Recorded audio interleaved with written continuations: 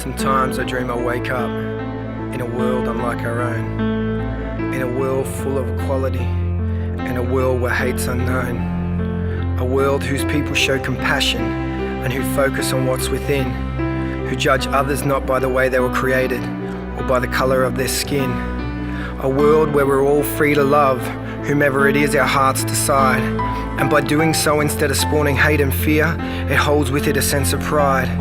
A world where all people's values are preceded by reflection and deep thought, and not simply the ideals forced on us or beliefs others think we should be taught. A world where change is embraced and a million questions are asked. A world where we learn our lessons from the mistakes we've made in the past. A world where there's no lies or deception in the information that we receive. A world where children are filled with knowledge and given a choice in what they wish to believe. A world where a person has complete control over their choices, their bodies, their minds, and for doing that in which they truly believe, they receive support instead of being criticized. A world with no need for soldiers or billions spent funding wars, where our biggest costs were education, help for the sick, food for the poor.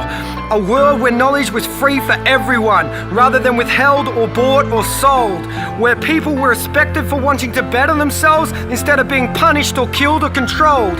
A world where different cultures were revered for the knowledge and traditions they held, where racial slurs had no place anywhere and aggression and resentment were expelled. A world where people helped each other simply because they were in a time of need, without having a personal motive or benefit or needing to fuel their own greed. A world where children laughed and played and every single one of them got to grow old. A world where every night every person slept in warmth and not a single soul grew cold.